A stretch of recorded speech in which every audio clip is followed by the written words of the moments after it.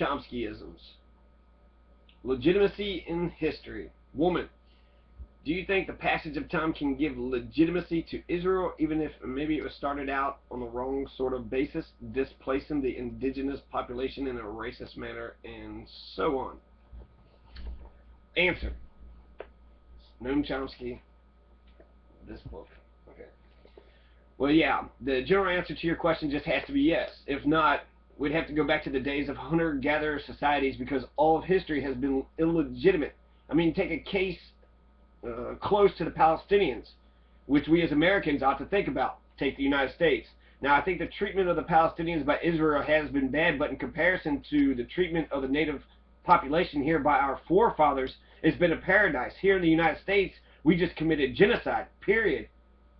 Pure genocide. And it wasn't just in the United States, it was all up and down the hemisphere. Current estimates are that north of the Rio Grande, there were about 12 to 15 million Native Americans at the time Columbus landed, something like that. By the time Europeans reached the continental borders of the United States, there were about 200,000. Okay, mass genocide. Across the whole Western Hemisphere, the population decline was probably on the order of from 100 million people to about 5 million people. That's pretty serious stuff. It was horrifying right from the beginning in the early 17th century. Then it got worse after the United States was established, and it just continued until finally the native populations were basically stuck away in little enclaves. The history of treaty violations by the United States is just grotesque. Treaties with the Indian nations by law have a status the same as that of treaties among sovereign states, but throughout our history, nobody ever paid the slightest attention to them.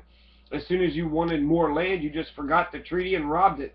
It's a very ugly and vicious history. Hitler, in fact, used the treatment of the Native Americans as a model. Explicitly, he said that's what we're going to do to the Jews. In fact, a book came out in Germany recently called, in German, The 500-Year Reich. Actually, it's part of a big effort that's beginning to develop around the world to try to turn 1992 into a year of memory of genocide instead of a year of celebration of the 500th anniversary of what's called Columbus's discovery of America. And in Germany, people understand that title. Hitler was going to establish a 1,000-year Reich. And the point of the book is that the colonization of the Western Hemisphere was essentially Hitlerian, and it's lasted for 500 years. I should add, actually, that throughout American history, this genocide has been accepted as perfectly legitimate. So, for example, there were people who spoke up for blacks and opposed slavery. There were the abolitionists, and there was the civil rights movement. But you won't find much support for the American Indians. And the same was true of scholarship. For instance, in Samuel Eliot Morrison's History of Columbus, you know, big Harvard historian, he talks about what a great man Columbus was, terrific person, and so on. And then he has this little line saying, well, of course, Columbus did set off a program of what he calls complete genocide, and he was a mass murderer, a major mass murderer himself. But then he says that was only a minor flaw. He's really a terrific seaman, this and that and the other thing. In fact, let me tell you a personal story to indicate just how far out of history all this really is. A few Thanksgivings ago, I took a walk with some friends and family in the national park, and we came across a tombstone which had just been put in along the path that said, here lies an Indian woman, a Wampanoag, whose family and tribe gave of themselves and their land that this great nation might be born and grow.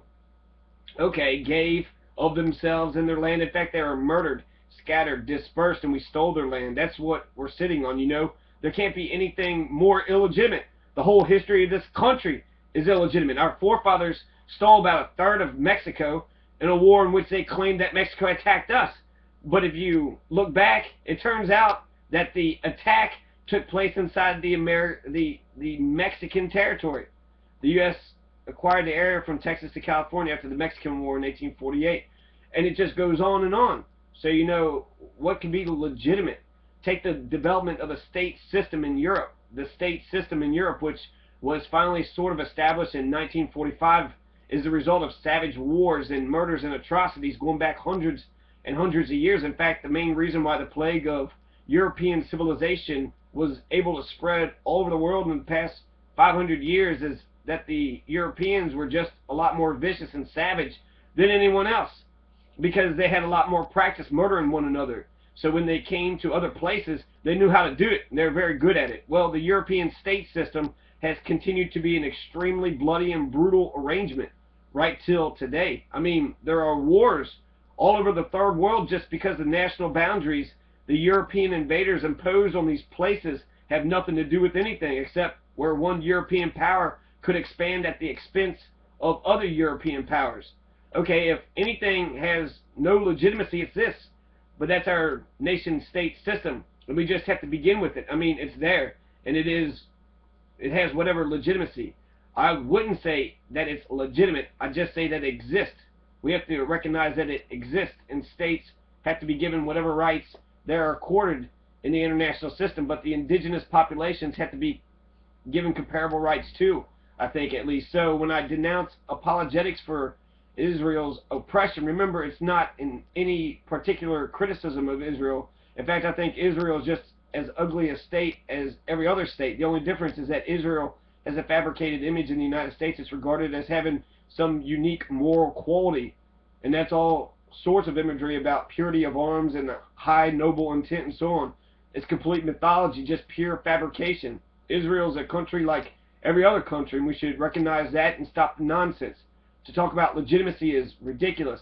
The word doesn't apply to their history or anyone else's. So Chomskyisms, number one, for all those who want to hear Noam Chomsky, but spoken with a different face and in a different voice. So that's Chomsky on legitimacy.